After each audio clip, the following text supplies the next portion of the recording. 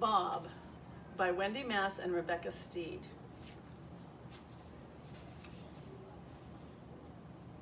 And it's dedicated for mysterious creatures everywhere.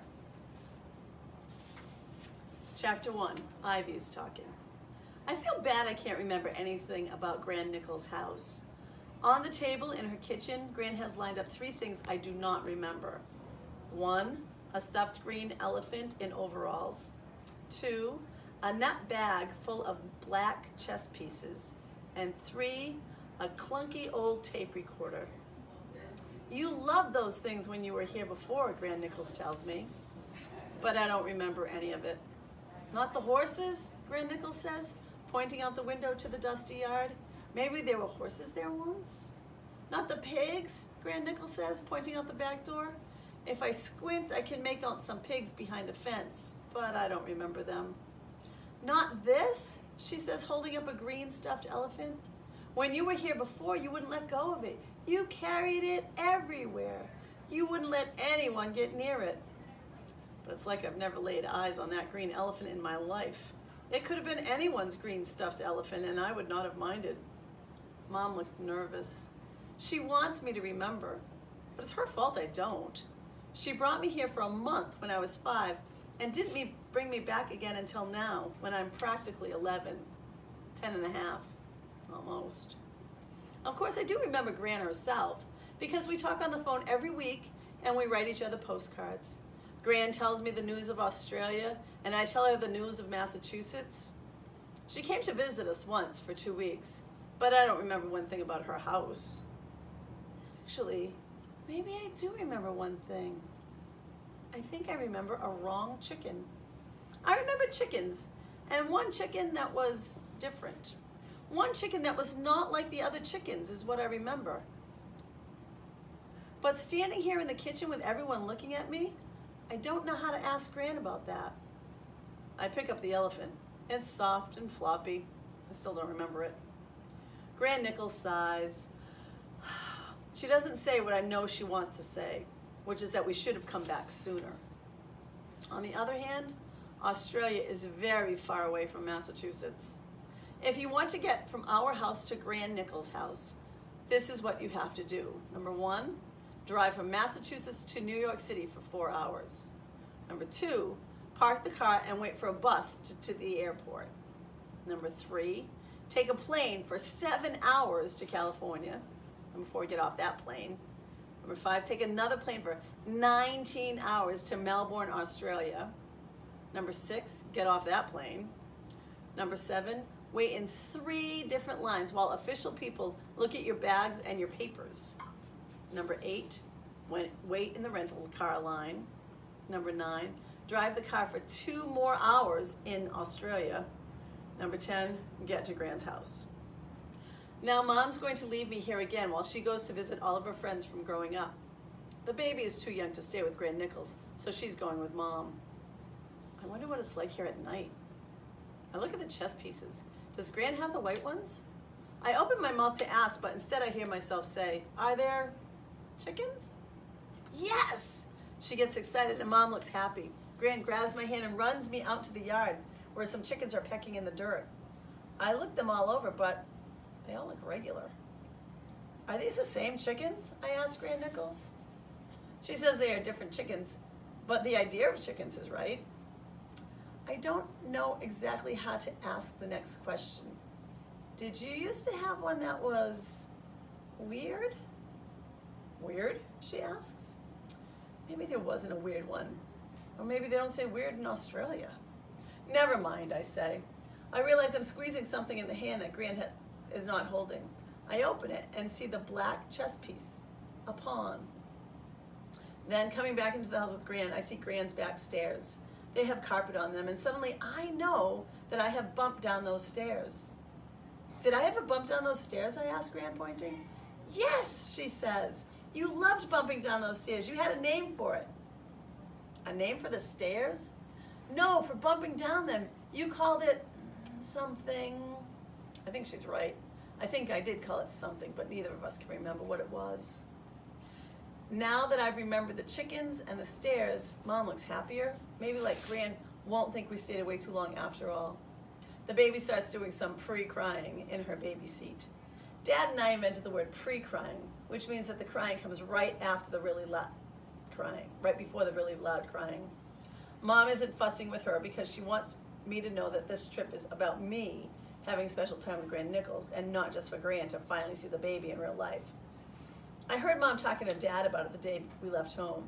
Mom said, I want Olivia to know that this trip is about her having special time with Gran and not just about the baby. And Dad said, I know, hon, you told me that yesterday and this morning.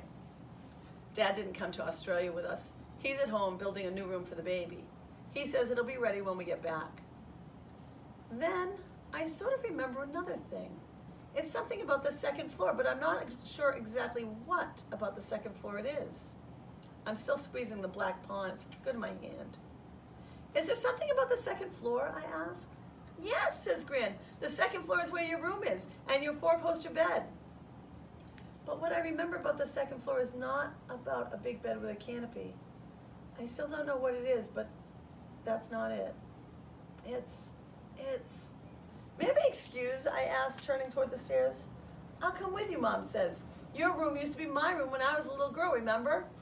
I stop, one hand on the railing of the carpeted stairs that I used to bump down. For some reason, I think I'm supposed to go up alone. I glance at Bethy Ann, who's still wriggling in her seat. Our eyes meet. As if she knows what I'm thinking, she quits her pre-crying and makes her, someone feed me, whimper. Mom turns toward her, torn between the two of us, and I zoom up the stairs. The doors along the upper hallway are open. I peek into what must have been Gran's room, where the patchwork quilt is pulled up over the bed. I pass the bathroom where the soaps are in the shape of ducks and chicks, and then pretending to march along the counter by the sink. By the time I reach the last room, my room, I'm almost running and I'm not sure why. Then I see the closet. I don't remember the bed or the bright pink curtains, but I remember this closet. It's small. The door seems like only a half a door and there can't be much room on the other side. I think I left something inside. Something really, really important. My hand reaches for the knob. I know exactly where the light cord is, and I watch my hand reach out and pull it. The light flickers on. Here's what I see. 1, a high shelf jammed with shoe boxes and falling down stacks of old comic books. 2, below that, clothes on hangers dangle from the bar. There's a tutu with sequins and a few summer dresses for someone a lot smaller than me. Maybe Gran is keeping them for Beth Ann in a long, long time. Right now, Beth Ann is so small she can barely keep her shirt on. One shoulder is always falling out of the neck hole. If I try and fix it, she cries. Number 3, on the floor underneath the dresses, a Lego pirate ship sits on a brown carpet. It has 4 sails and a mast and a lookout tower and even a swimming pool. It must have taken a long time to build. Next to the pirate ship is a thick old dictionary. And number 5, standing on top of the dictionary is a small zombie wearing a chicken suit. He's rubbing his eyes, a Lego pirate clutched in one green hand. When his eyes adjust to the light, he uses them to look me up and down. And then he says, "You're back. Took you long enough." This is chapter 2, and this is Bob talking. Her brown hair is longer and her cheeks are less round, but I know it's her, Livy. She told me to wait here, and I waited. 5 years is a long time to hang out in a closet. But what else did I have going on? Not much, I'll tell you that. Here are some things I did while I waited for her to return. Number 1, I counted to 987,654,321 6 times. Number 2, I built the Lego pirate ship 63 times in the dark. Number 3, I played chess against the Lego pirate monkey and still lost most of the time. Number 4, I tried to do the hokey pokey like Livy had taught me, but there's not much room to turn oneself around in a narrow closet without hitting the walls. Number 5, I cried, but only once.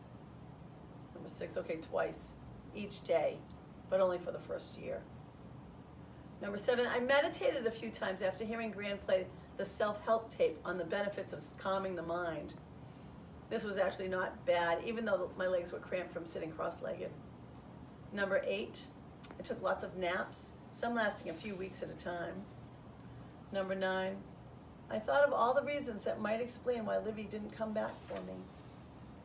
A, she was abducted by aliens, but I'm not convinced aliens exist. Zombies, yes, other monsters probably, but aliens, not sure. B, her family won the Saturday Lotto and went on the world's longest world tour.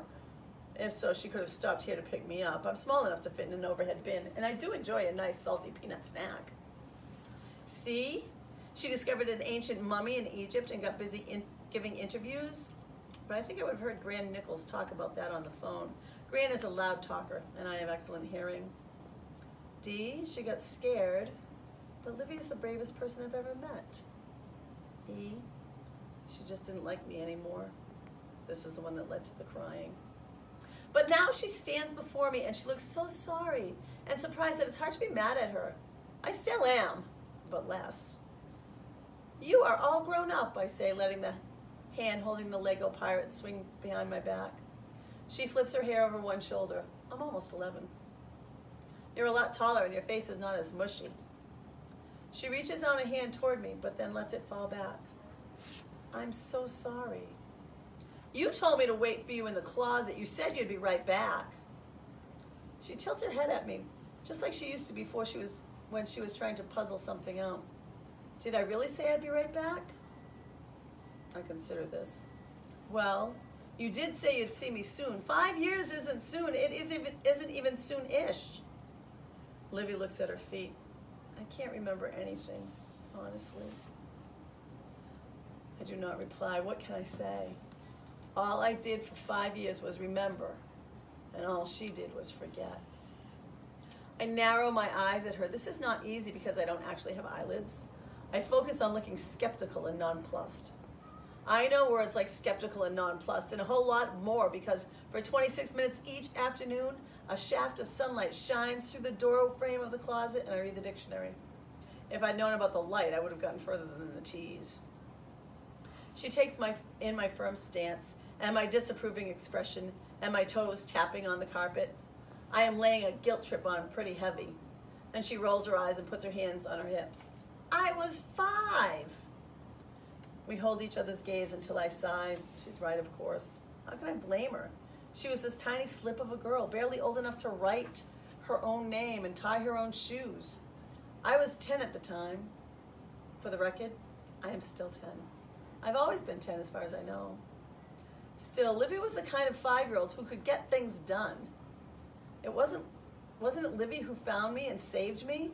Wasn't it Livy who made me the chicken suit and taught me how to walk in it? Wasn't it Livy who promised she'd help me find my way home?